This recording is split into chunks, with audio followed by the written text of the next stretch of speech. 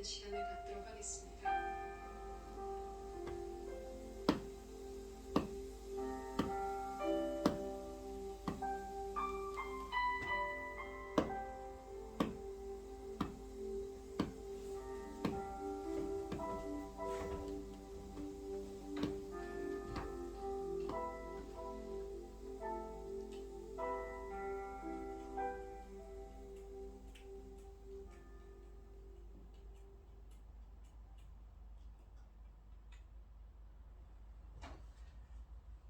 (11월 13일) 3일 밤 예배를 시작하도록 하겠습니다. 땅과 거기에 충만한 것과 세계와 그 가운데 사는 자들은 다 여호와의 것이로다. 여호와께서 그 터를 바다 위에 세우시며 강물 위에 건설하셨도다. 여호와의 산에 오를 자가 누구며 그의 거룩한 곳에 설 자가 누구인가? 곧 손이 깨끗하며 마음이 청결하며 뜻을 허탄한 데 두지 아니하며 거짓 맹세하지 아니하는 자로다. 그는 여호와께 복을 받고 구원하는 하나님께 의를 얻으리니 이는 여호와를 찾는 족속이요 야곱의 하나님의 얼굴을 구하는 자로다. 아멘. 저희들을 창세전에 택정하시고 여기까지 인도해 주신 주님 감사드립니다. 오늘 예배 가운데 임재하여 주시고 이 예배가 신령과 진정으로 드려지는 예배가 되게 하여 주시옵소서. 이 모든 말씀 거룩하신 예수님의 이름으로 기도드립니다. 아멘.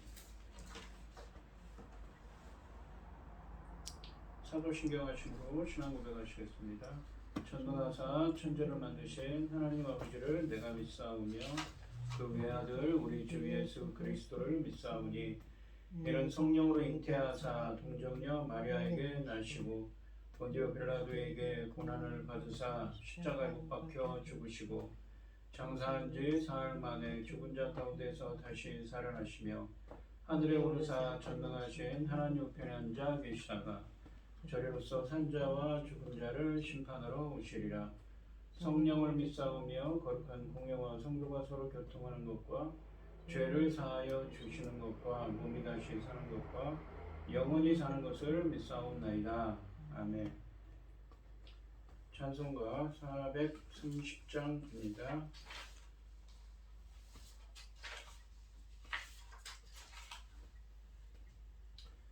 주와 같이 길 가는 것 즐거운 일 아닌가. 우리 주님 걸어가신 발자취를 밟겠네. 한 걸음 한 걸음 주 예수와 함께 날마다 날마다 우리 걸어가리. 어린아이 같은 우리 미련하고 약하나 주의 손에 이끌리어 생명길로 가겠네. 한 걸음 한 걸음 주 예수와 함께 날마다 날마다 우리 걸어가리. 꽃이 피는 들판이나 험한 골짜기라도 주가 인도하는 대로 주와 같이 가겠네.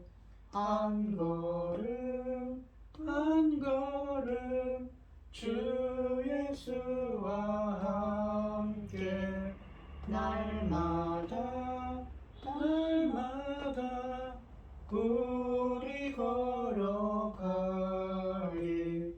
옛 선지자의 녹같이 우리들도 천국에 들려 올라갈 때까지 주와 같이 걷겠네. 한 걸음 한 걸음 주 예수와 함께 날마다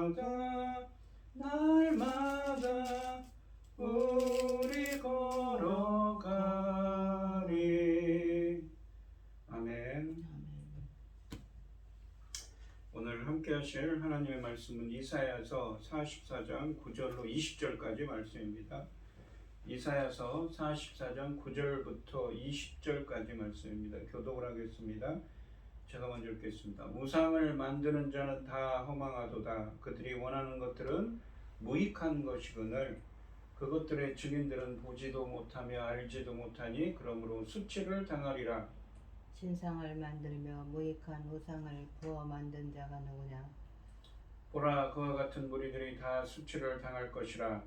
그 대장장이들은 사람일 뿐이라. 그들이 다 모여서서 두려워하며 함께 수치를 당할 것이니라. 절공은 철로 연장을 만들고 숯불로 일하며 망치를 가지고 그것을 만들며 그의 힘센 팔로 그 일을 하나 배가 고프면 기운이 없고 물을 마시지 아니하면 피로하니라.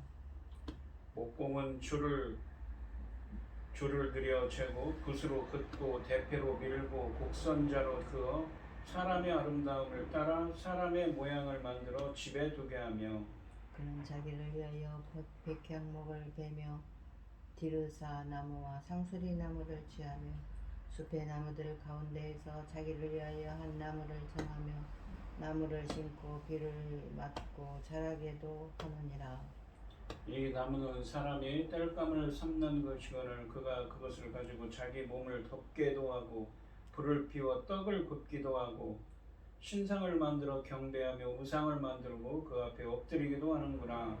그 중에 절반은 불에 사르고 그 절반으로 고기를 구워 먹고 배불리며 온 몸을 덮게 하며 이르기를 아하 따뜻하다 내가 불을 보았구나 하면서 그 나머지로 신상 곧 자기의 우상을 만들고 그 앞에 엎드려 경배하며 그것에게 기도하여 이르기를 너는 나의 신이니 나를 구원하라 하는도다. 그들이 알지도 못하고 깨닫지도 못하면 그들의 눈이 가려서 보지 못하며 그들의 마음이 어두워져서 깨닫지 못함이니라. 마음의 생각도 없고 지식도 없고 총명도 없으므로 내가 그것의 절반을 불사르고 또한 그 숯불 위에서 떡도 굽고 고기도 구워 먹었거늘 내가 어찌 그 나머지로 가증한 물건을 만들겠으며 내가 어찌 그 나무 토막 앞에 굴복하리오 말하지 아니하니 그는 죄를 먹고 허탄한 마음에 미혹되어 자기의 영혼을 구원하지 못하며 나의 오른손에 거짓 것이 있지 아니하냐 하지도 못하느니라. 아멘. 기도하겠습니다. 온 땅이여 여호와께 즐거운 찬송을 부를지어다. 기쁨으로 여호와를 섬기며 노래하면서 그 앞에 나아갈지어다. 여호와가 우리 하나님이신 줄 너희는 알지어다. 그는 우리를 지으시니요 우리는 그의 것이니 그의 백성이요 그 그르는 양이로다. 아멘. 천지 만물을 지으신 전능하신 하나님 아버지, 어리석고 보잘것없는 저희를 자녀 삼으시고 아버지의 사랑 가운데 살아가게 하심을 참으로 감사드립니다. 세상은 온갖 일로 어지럽고 어수선하고 아버지 분주할지라도 이 시간 저희들 하나님 앞에 예배드릴 수 있도록 인도하셨으니 감사를 드립니다.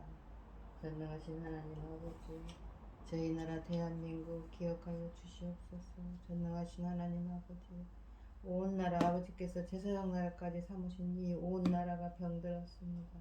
전능하신 하나님께서 치료의 광선을 베푸사 치료하여 주시옵소서. 아멘. 누가 어떤 방법으로도 그 누구도 이 치료할 힘도 없고 능도 없고 아버지 그 어떤 길도 없습니다. 오직 우리는 주님만, 오직 우리 하나님만 우리의 치료자요 우리를 아버지 구원자요 우리를 이끄시며 아버지의 사랑 가운데 살아가게 하심을 감사드립니다. 전능하신 하나님 아버지, 지금은 중대한 시대입니다. 열매고들 중대한 이 시대에 아버지 하나님 당신의 사랑하는 종 열매고들 말씀을 들고 강단에 세우셨으니 이 말씀으로 말미암아 아버지께서 기뻐 받으실 열매들이 넉넉히 나올 수 있기를 간절히 소원하옵고 이 모든 말씀 억만 죄악 가운데서 우리를 구원하여 주신 예수 그리스도 이름으로 기도드리옵나이다. 아멘. 오늘 본문 말씀의 제목은 우리의 구원자 유일하신 하나님 세 번째 시간입니다. 이사야서는 66장까지 있다고 그랬습니다.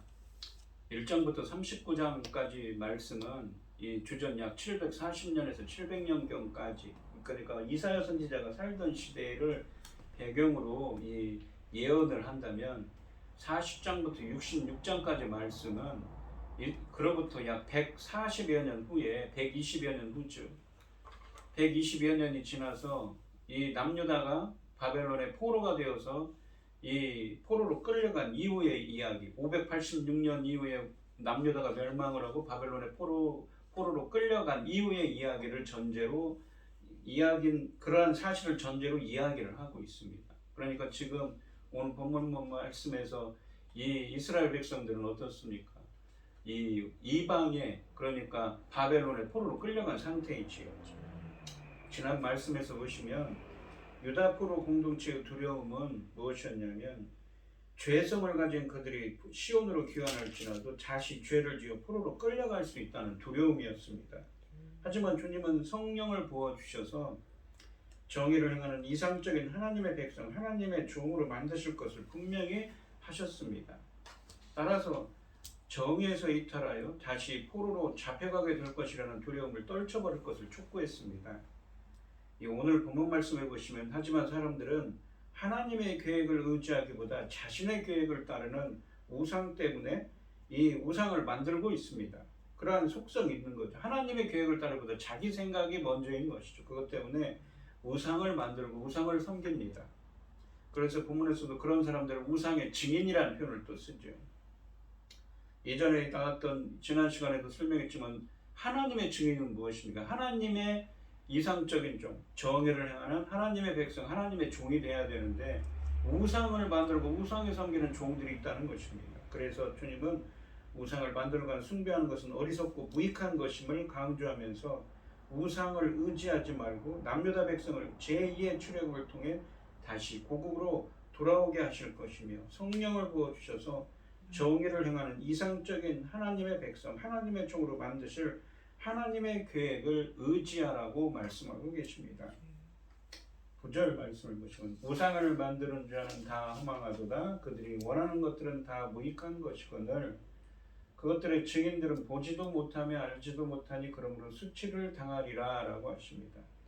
상반절에 보시면, 우상을 만드는 자는 다 허망하도다. 그들이 원하는 것들은 무익한 것이거늘 이라고 말씀하십니다. 이 구절에서 허망하다로 번역된 히브리어 이 토우라는 이 단어는 창세기 1장 2절 말씀에서 창조 이전의 세계, 그러니까 혼돈 가운데 있는 세계를 표현하면서 사용된 단어입니다. 혼돈으로 번역된 단어이지요. 그래서 우상을 만드는 자는 다 허망하도다 라는 말씀은, 우상을 만드는 자는 다 어떻다는 것입니까? 혼란 가운데 있다는 것이죠. 혼돈 가운데 있다는 말씀입니다. 어떤 형태도 없이 정함이 없다는 것으로 우상을 만드는 사람들은 그들 자신이 혼돈 상태에 있다는 말입니다. 이것은 창조의 목적에 역행하여 다시 무질서로 돌아간다는 신학적 의미가 내포되어 있습니다. 그리고 그들이 원하는 것들은 무익한 것이거늘 이라고 하시는데, 우상을 만드는 자들이 탐하는 것들은 아주 쓸모가 없다는 것을 나타내는 말씀입니다. 그들이 탐하는 것은 쓸데없는 것이다는 것이지요. 당시 우상숭배의 예식들은 여러 가지 타락한 행위들을 동반하고 있었기 때문에 그들의 열성은 단지 육체적 쾌락과 만족을 얻기 위한 것일 뿐 실로 헛된 것이었다는 것입니다. 아무 쓸모도 없는 것들이었다는 것이죠. 그러니까 우상을 만드는 자는 다 혼란 가운데 있다고 하시면서 그들이 탐하는 것, 그들이 원하는 것들은 다 무엇이다고요? 쓸모없는 것이거늘 이라고 시작합니다. 그러면서 하반절에 보시면, 그것들의 증인들은 보지도 못하며 알지도 못하니 그것으로 그러므로 수치를 당하리라 라고 하십니다. 우상을 만드는 자를 우상의 증인이라고 또한 말씀하십니다. 여기서 증인이라는 표현은 목격자라는 의미죠. 우리가 지난 시간에도 나왔지만 44장 8절에서 미래의 이스라엘이 하나님이 성령을 위에 부어주셔서 그 새 일을 행하여서 하나님의 백성, 하나님의 종이 된다고 말씀하셨는데, 그 일의 증인이 될 것이라는 약속을 염두에 두고 한 말입니다. 인간에게는 두 가지 선택이 있는 것이죠. 하나님의 증인, 하나님의 계획을 신뢰하여 하나님의 증인이 되는 것이고, 우상을 섬기고 우상을 만드는 자가 되어서 우상에 대해 증언하는 우상의 증인이 되는 사람들도 있는 것입니다. 즉 우상을 만들고 우상을 섬기며 우상에 대해 증언하는 우상의 증인들은 자신들이 창조 이전에 혼돈 상태에 있으며 우상을 만드는 자들이 원하는 탐하는 것들도 쓸모없는 것들 뿐이라는 것을 보지도 못하고, 여기 보시면 그 증인들은 보지도 못하며 알지도 못한다고 하죠. 그 영적 맹인이고 영적 무지의 상태에 있음을 말씀하시고, 그러므로 수치를 당할 것이라고 말씀하고 계십니다. 10절 말씀을 보시면 신상을 만들며 무익한 우상을 부어 만드는 자가 누구냐? 의문문이죠. 누가 신상을 만들고 이런데 도대체 누가 이런 상태에 있는데, 9절 말씀에 있는 것처럼 우상을 만드는 사람은 다 헛되고 혼돈 상태에 있고 그들이 탐하는 것은 다 쓸데없는 것인데, 이것들을 섬기고 만드는 그 우상의 증인들은 영적 무지와 영적 맹인인 상태에 있어서 수치를 당할 건데, 누가 도대체 신상을 만들어서 무익한 우상을 부어 만든 자가 누구냐는 것이, 누가 도대체 이렇게 무익하고 쓸데없는 일을, 영적 맹인 상태, 영적 무지 상태에 있는데 왜 도대체 누가 만드냐라는 의문문인 것이죠. 도대체 신상을 만들며 아무 쓸모없는 우상을 부어 만든 자가 누구인지 반문하고 계십니다. 11절에 보시면 보라, 그와 같은 무리들이 다 수치를 당할 것이라. 그 대장장이들은 사람일 뿐이라. 그들이 다 모여서서 두려워하며 함께 수치를 당할 것이니라 라고 하십니다. 여기서 그와 같은 무리들이 다 두려워하며 수치를 당할 것이라고 말씀하시는데, 상반절에 보시면 그렇게 말씀하시죠. 그와 같은 무리들은 9절 말씀에 나오는 우상을 만들고 우상을 섬기는 증인들입니다.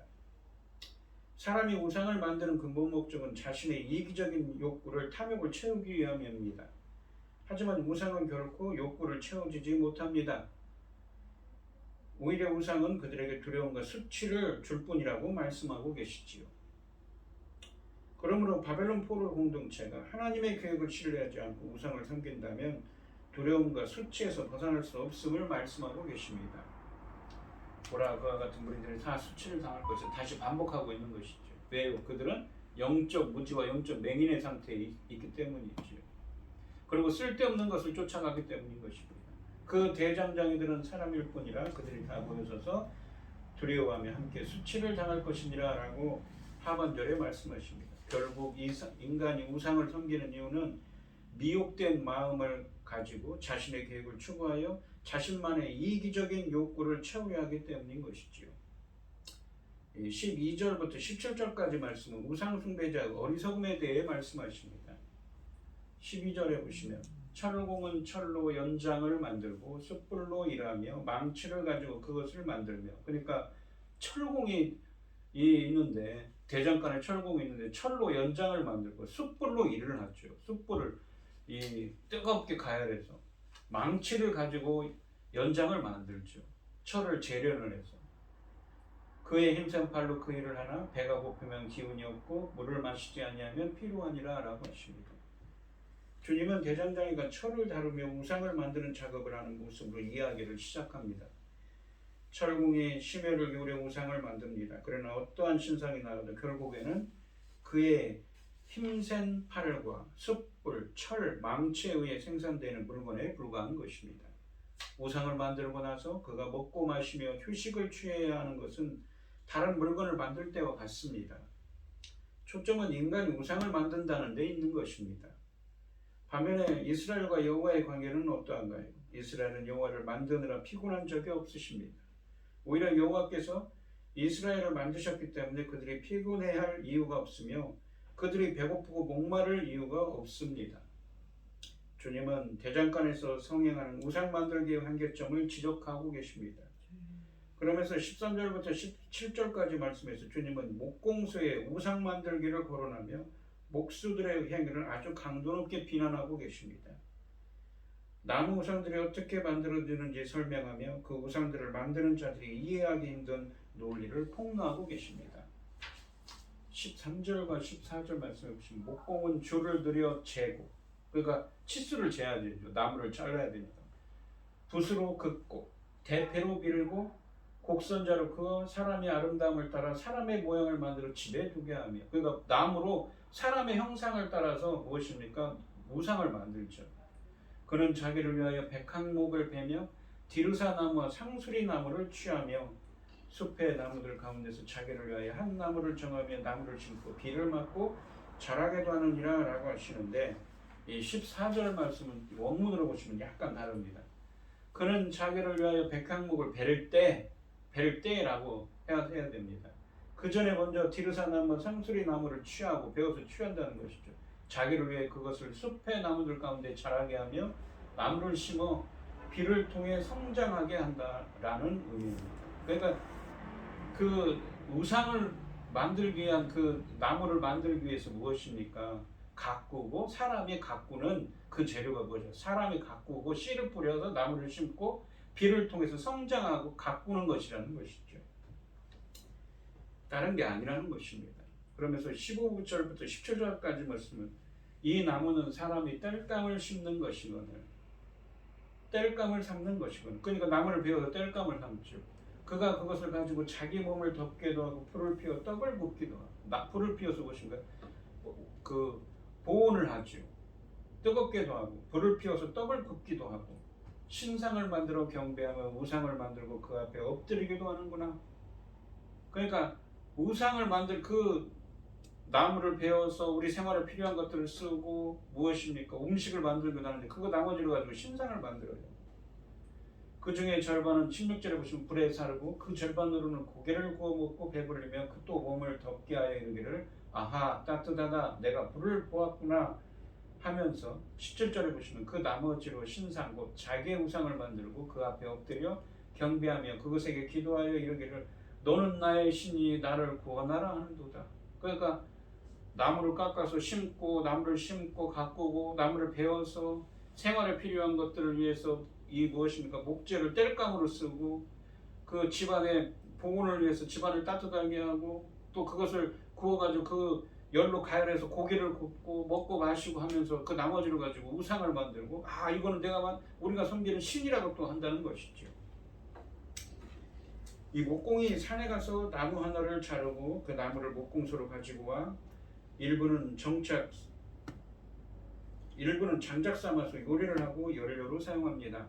그리고 나머지 부분으로는 우상을 설계하고 조각합니다. 그리고 그 우상을 세워놓고 그 앞에 넙죽 절하면서 너는 나의 신이다. 나를 구원하라. 라고 기도한다는 것이죠. 얼마나 헛된 것이냐는 것이죠. 어떻게 같은 목재의 반은 땔감으로 쓰고 반은 우상 만드는 데 써서 신으로 섬길 수 있는 것인지 묻고 계십니다. 우상의 재료인 나무는 땔감으로 사용했던 나무와 차이가 없다는 것이죠. 우상은 몫에 의해 세상에 드러났습니다. 인간의 결정과 능력에 의해 우상들이 세상에 드러난 것이죠. 즉 인간의 능력이 우상의 모습과 크기를 좌우합니다. 그럼에도 불구하고 인간은 그 앞에 절하면서 신으로 섬긴다는 것입니다. 주님은 얼마나 어리석은 일인지 묻고 계십니다. 우상들이 인간의 생각에 의해 설계되고 제작되어 세워진다면 도대체 그 우상들은 어떤 능력을 발휘할 수 있느냐는 것입니다. 즉 우상의 능력은 인간의 능력보다 못할 뿐만 아니라 우상의 모습과 능력이 인간의 계획과 생각에 의해 정의되는 것일 뿐이라는 점을 말씀하고 계신 것입니다. 18절 말씀해 보시면 그들은 그렇게 쓸모없고 헛되다는 것이죠. 18절 말씀해 보시면 그들이 알지도 못하고 깨닫지도 못하는 그들이 누구입니까? 앞에 나왔던 우상의 증인들, 우상을 만들고 우상을 섬기며 우상에 경배하는 우상의 증인들이죠. 그 증인들이 우상의 증인들이 알지도 못하고 영적으로 무지한 사람들이 깨닫지도 못하는 것을 영적으로 무엇입니까? 그 어떤 상태입니까? 영적으로 무지의 상태이죠. 깨닫지도 못하는 그들의 눈이 가려서 보지 못함 영적 맹인이죠. 그들의 마음이 어두워져서 깨닫지 못함입니다. 누구에 의해서 깨닫지 못합니까? 주님에 의해서 깨닫지 못하게 하셨다는 것이죠. 깨닫지 못하게 하셨다라고 번역해야 됩니다. 정확한 번역. 이 18절 말씀은 이 히브리 원문으로 그들이 알지도 못하고 깨닫지 못하고 그들의 눈이 보지 못하도록 가려졌으며 그들의 마음이 깨닫지 못하도록 했기 때문이라는 것이죠. 이 원문에는 이렇게 쓰여져 있습니다. PPT에 쓰여져 있죠. 그러니까 즉 영적으로 맹인이 되도록 가려졌고 영적으로 깨닫지 못하게 했기 때문에 그들은 영적으로 보지 못하고 깨닫지도 못한다는 의미입니다. 누가 그렇게 하셨습니까? 주님이 하셨죠. 왜? 그들은 헛된 것을 쫓아가기 때문인 것입니다. 19절 말씀을 보시면 마음에 생각도 없고, 보니까 마음에 생각도 없고 지식도 없고, 이게 영적인 무지 상태죠. 총명도 없고 명철하지도 않습니다. 깨달음도 없어요. 내가 그것의 절반을 불살하고 또한 그 숯불 위에 떡도 굽고 고기도 구워 먹었거늘 내가 어찌 그 나머지로 가져간 물건을 만들겠으며 내가 어찌 그 나무 토막 앞에 굴복하려고 말하지 아니하니. 그러니까 왜 그들이 그 나무를 만들어 가지고 심고 가꿔서 베어서 나머지는 무엇입니까? 땔감으로 쓰고 그 위에 숯불을 구워 가지고 무엇입니까? 떡도 굽고 고기도 구워 먹었는데 반절로는 우상을 만들었는데 내가 왜 어찌 그 나머지로 가증한 물건을 만들겠느냐라고 이 나무 토막에 불과한 것에 경배하는 것을 그 어째 경배하려 그렇게 말하지 않느냐는 것이죠. 왜 말하지 않습니까? 그들이 마음의 생각도 없고 지식도 없고 총명도 없는 상태. 그러니까 깨달음, 주님께서 깨닫지 못하도록 가려버렸어요. 영적 무지와 영적 맹인인 상태이기 때문에 그렇게 되었다는 것입니다. 18절 말씀에서 영적으로 맹인이 되도록 가려졌고 영적으로 깨닫지 못하게 했기 때문에 그들은 영적으로 무지하고 깨닫지도 못한다고 하셨는데 19절 말씀에서는 마음을 돌이키죠. 그러니까 마음에 생각도 없다는 말은 히브리 원문으로 마음인을 돌이키지도 않고 라는 의미입니다. 회개하지 않는다는 데 슈브라는 단어를 썼습니다. 지식도 없고 총명도 없으므로 내가 그것의 절반을 불사르고 또한 그 숯불 위에서 떡도 굽고 고기도 구워 먹었는데 내가 어찌 그 나머지로 가져간 물건 우상을 만들겠으며 내가 어찌 그 나무로 만든 것 앞에서 경배하겠는가라고 말하지 않는다는 의미입니다. 그러니까 영적으로 무지의 상태고 영적으로 영적으로 맹인인 상태인데 회개하지도 않는다는 거죠. 돌아오지도 않는다는 거죠. 돌이키지도 않고 그 무지한 상태에 있기 때문에 그들은 그렇게 말하지도 않는다는 것입니다. 내가 이렇게 헛된 일을 하는데도 그렇다고 말하지도 않는다는 것이죠. 20절에 보시면 마음을, 이 19절은 그렇죠.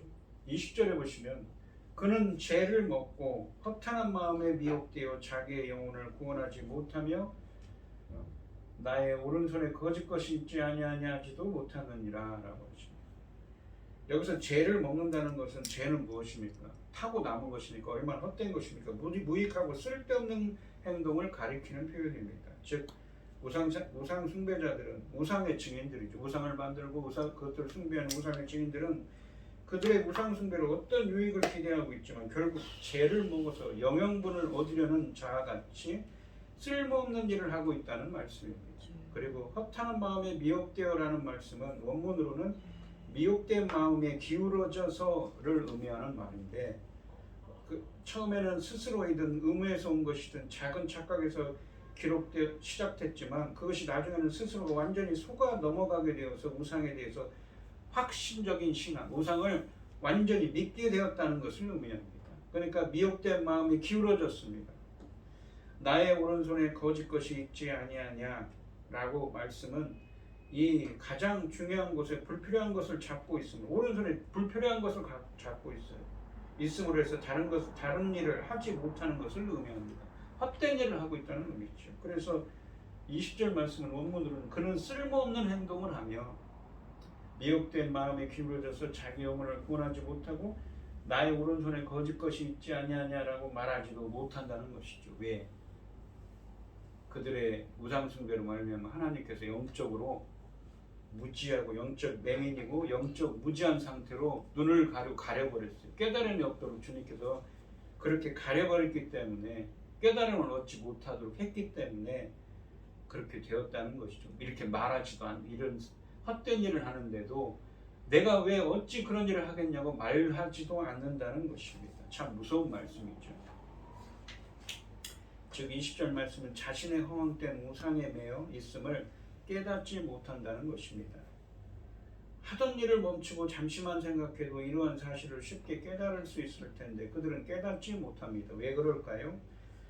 18절부터 20절 말씀에서 주님은 우상을 만들고 섬기는 종들이 회개하지도 않으므로 주님이 그들의 눈이 가려져서 볼 수 없도록 영적 맹인의 상태가 되도록 하고 마음이 깨달을 수 없도록 영적 무지의 상태로 되게 하도록 하셨기 때문에 그들이 나무로 절반은 불사르고 떡도 굽고 고기도 구워 먹으며 그 나머지로는 우상을 만드는 쓸모없는 행동을 하면서도 우상에 미혹되어 결국 자기 영혼을 구원하지 못하게 되었다고 말하지도 못하는 상태가 되었다는 말씀입니다. 참 헛된 것을 쫓다가 그렇게 말하지도 못하는 상태가 되도록 주님께서 버려버렸다는 거죠. 유기의 상태가 되어버렸어요. 깨닫지도 못하고 보지도 못하게 영적 맹인이요 영적 무지의 상태에 이르도록 해버렸다는 것입니다. 참 무서운 말씀입니다. 우상을 만들고 우상을 섬기는 증인들은 우상과 같이 변하여 눈이 있어도 보지 못하고 깨닫지 못한 채 어둠에 거하게 될 것입니다. 그들이 우상을 섬기는 것은 마음이 어두워져서 깨닫지 못하기 때문입니다. 어리석고 무식하여 자기들이 하는 짓을 깨닫지 못하며 진리에 대한 눈과 마음이 어두워져 버렸기 때문입니다. 그는 거짓에 미혹되어 자신을 구할 수도 없고 자기의 손에 들고 있는 우상이 신이 아니라고 말하지도 못합니다. 우둔한 자여 그것은 나무 토막에 불과합니다. 그러니 우상 숭배에서 벗어나라는 말씀이지요. 우상을 섬겨 어둠에 거하는 자는 하나님의 창조 목적에서 자신의 계획을 추구하기에 하나님의 계획인 공의와 정의로 빛나는 하나님의 종, 하나님의 백성이 되어 하나님의 증인이 되는 삶에서 이탈할 수밖에 없습니다. 이게 영적 세계의 현실입니다. 그래서 우리도 어떻습니까? 이러한 우상 숭배라든가 헛된 것에서 헛된 것들이 함부로 우리를 틈타지 못하도록 우리는 항상 경계해야 되는 것이지요. 조심해야 되는 것이지요. 우상 숭배와 어리석음을 볼 수 있는 분별력을 가져야 됩니다. 그러한 분별력을 가지고 있다면 그것만으로도 엄청난 축복이라는 것을 깨닫고 우리는 감사해야 할 것입니다. 오늘 본문 말씀을 보시면 하나님을 대신할 수 있는 존재는 세상 어디에도 없습니다. 이 세상에 존재하는 무엇이나 사람들이 이룬 찬란한 문명과 문화도 하나님이 이룰 수는 없습니다. 하나님 말고 다른 것에 자기 인생을 거는 것만큼 어리석은 일도 없는 것이지요. 그는 수치를 당할 것이기 때문입니다. 오늘 이 시간 이 하나님 아닌 것에 마음을 뺏기지 않고 유일하신 하나님을 섬기며 살아가는 여러분들이 되시기를 바랍니다. 오늘 본문 말씀을 보시면 지난 시간까지는 하나님의 종, 하나님의 백성, 정의와 공의를 행하는 하나님의 백성으로 주님께서 변화시킨다고 하지요. 자기들은 죄인이라고 고백하는 그 이스라엘 백성들을 향해서 하나님께서 성령을 위해 부어주셔서 너희들을 정의와 공의를 행하는 하나님의 백성, 하나님의 종으로 변화시키고 또 결국에는 어떻습니까? 제2의 출애굽 사건을 통해서 너희들을 반드시 고국 땅으로 돌아오게 할 거라고 말씀하셨습니다. 물론 돌아온 백성들의 수는 소수에 불과합니다. 불과 몇만 있지요. 이스라엘 백성들의 수가 원래는 수백만이었다고 하지요. 그런데 돌아온 사람의 수는 불과 수만 명이었습니다. 하지만 오늘 본문 말씀에서는 우상의 증인이 있다는 것입니다. 우상의 증인은 무엇입니까? 우상을 만들고 우상을 섬기며 우상에 경배하는 자들입니다. 그들은 헛된 일을 하지요. 목공을 예로 들면 나무를 심고 나무를 자기가 가꾸고 나무를 베고 가꾸어서 자라게 하고 그 나무를 베어서 일부는 땔감으로 씁니다. 또 그 땔감으로 무엇입니까? 집을 온기가 있게 하고 보온을 하고 또 어떻습니까? 그 일부로는 땔감으로 사용해서 어떻습니까? 음식을 만들죠. 고기도 굽고 떡도 굽습니다. 근데 그 나머지로 무엇입니까? 자기들이 섬기는 우상을 만든다는 것이죠. 얼마나 헛된가라고 말하면서 그러면서도 자기들이 그렇게 헛된 일을 한다고 어찌 내가 이런 일을 하는가라고 말하지도 않는다는 것이죠. 왜 그렇습니까? 하나님께서 영적 맹인이고 영적 무지의 상태로 그렇게 버려버렸기 때문이라는 것이죠. 그리고 그들이 돌이키지도 않는다는 것입니다. 참 무서운 말씀이지요. 유일하신 하나님은 이렇게 어미하신 말씀을 주신 것입니다. 그래서 우리가 무엇이 좀 중요합니까? 하나님 아닌 것에 마음을 빼앗기지 않고 유일하신 하나님을 섬기며 우리가 살아가는 말씀을 붙잡고 살아가는 사람들이 되는 것이 중요한 것이지요. 우리 성도님들도 하나님 아닌 것에 마음을 빼앗기지 않고 유일하신 하나님을 섬기며 주님의 말씀을 붙잡고 살아가는 여러분들이 되시기를 주님의 이름으로 축원드리겠습니다. 기도하겠습니다. 하나님 아버지, 우상숭배 헛됨을 말씀하시면서 그 우상숭배에 빠진 자들이 결국은 하나님으로부터 버림받은 자들임을 무서운 말씀으로 주님께서 증거하고 계십니다. 저희들은 항상 하나님 아닌 것에 마음을 빼앗기지 않고 오직 주님만을 바라보며 유일하신 하나님만을 섬기는 자들, 말씀을 붙잡고 사는 사람들이 될 수 있도록 인도하여 주시옵소서. 이 모든 말씀 거룩하신 예수님의 이름으로 기도드리옵나이다. 아멘. 찬송가 431장입니다. 주 안에 기쁨 있네, 주 안에 살자, 주 안에 평안 있네, 주 안에 살자. 불안이 연기처럼 스며들어도 주 안에 사는 마음 기쁨 넘치네. 주 안에 사랑 있네, 주 안에 살자. 주 안에 소망 있네, 주 안에 살자. 검푸른 성난파도 밀어 덮쳐도 주 안에 사는 마음 평안 넘치네. 주 안에 영생 있네, 주 안에 살자. 주 안에 천국 있네, 주 안에 살자. 불길이 지옥처럼 솟아올라도 주 안에 사는 마음 생명 넘치네. 아멘. 이제는 주 예수 그리스도의 은혜와 아버지 하나님의 극진하신 사랑과 성령의 교통하심이 성도들 머리 위에 이제로부터 영원히 함께 있을지어다. 아멘.